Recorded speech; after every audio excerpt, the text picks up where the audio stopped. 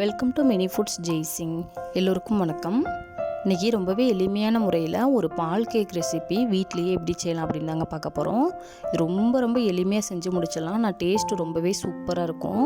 பாருங்கள் எந்தளவுக்கு ஜூஸியாக இருக்குதுன்னு பாருங்கள். அந்த ஜீராலாம் உள்ளே இறங்கி இந்த கேக் சாப்பிட்றதுக்கு ரொம்பவே டேஸ்ட்டாக இருக்கும்.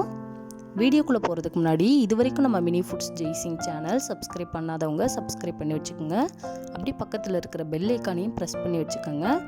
அதுக்கும் மேலே இருக்கிற ஆளுங்கிற பெல் ஐக்கானையும் ப்ரெஸ் பண்ணி வச்சுக்கோங்க. அப்போ தான் நான் போடுற எல்லா வீடியோஸோட நோட்டிஃபிகேஷனும் உங்களுக்கு சேரும். இப்போ ஒரு பாத்திரம் அடுப்பில் வச்சு அதில் அரை கப் அளவுக்கு சுகர் சேர்த்துக்கலாம். 1 கப் அளவுக்கு தண்ணி சேர்த்துக்கலாங்க. இப்போ அடுப்பை மீடியம் ஃப்ளேமில் வச்சு இந்த சுகர் சிரப் நல்லா கொதிக்கணுங்க. இதுக்கு பாகுப்பதம் கம்பி பதம் எதுவுமே தேவை கிடையாது. ஜஸ்ட் கொதிச்சா போதும். இப்போ அடுப்பை ஆஃப் பண்ணிவிட்டு இதை ஓரமாக வச்சிடலாம்.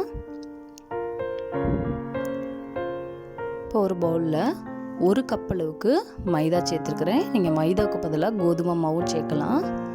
நம்ம ஏற்கனவே கோதுமை மாவு யூஸ் பண்ணி இந்த பால் கேக் ரெசிபி போட்டிருக்குறோம். டிஸ்கிரிப்ஷனில் லிங்க் கொடுக்குறேன், பார்த்துக்கோங்க. இதில் அரை கப் அளவுக்கு மில்க் பவுடர் சேர்த்துக்கிறலாம். 1/4 கப் அளவுக்கு தயிர் சேர்த்துக்கிறலாங்க. நீங்கள் தயிருக்கு பதிலாக ஒரு எக்கு கூட சேர்த்துக்கிறலாம். கொஞ்சமாக உப்பு சேர்த்துக்கிடுவோம். 1/4 ஸ்பூன் அளவுக்கு ஆப்பச்சோடா சேர்த்துக்கிறலாம். 1/4 ஸ்பூன் அளவுக்கு ஏலக்காய் பவுடர் சேர்த்துக்கிறலாம். இப்போ இது எல்லாத்தையுமே கையை வச்சு நல்லா அந்த தயிரோட ஈரப்பதத்துலேயே பிசைஞ்சு கொடுத்துக்கிறலாங்க. நம்ம தண்ணி எதுவுமே இப்போ சேர்க்க வேண்டாம்.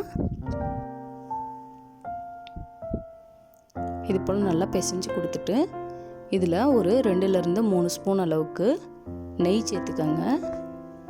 நெய் சேர்த்து இது நல்லா ஒரு சப்பாத்தி மாவு பதத்துக்கு பிசைஞ்சு கொடுக்கணுங்க.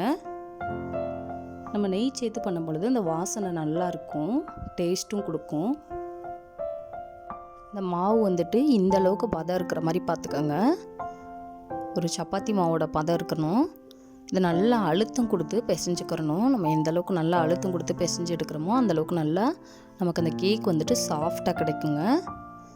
இப்போ நல்லா அழுத்தி பிசைஞ்சு விட்டுட்டு சப்பாத்தி கட்டை வச்சு இது போல் தடிமனாக அழுத்தி தேய்ச்சி விட்டுக்கோங்க. ஒரு 1/4 இன்ச் அளவுக்கு தடிமன் இருக்கணும்.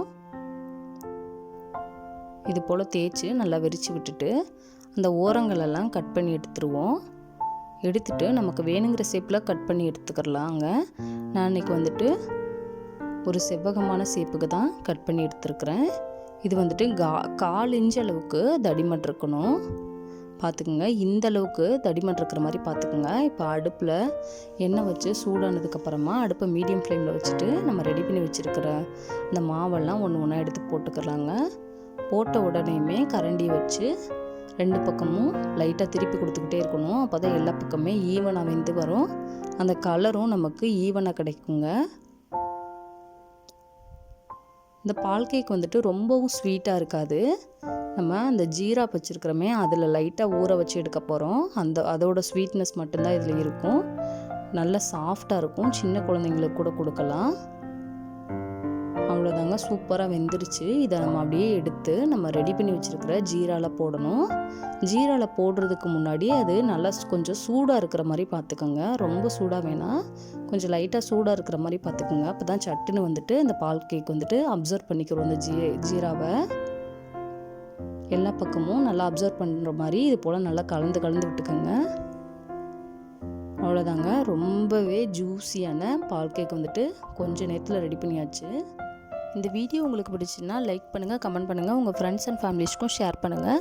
இதே போல் சிம்பிளான ரெசிபிஸ் வீடியோ பார்க்குறதுக்கு மறக்காமல் mini foods Jaisingh channel subscribe பண்ணுங்கள்.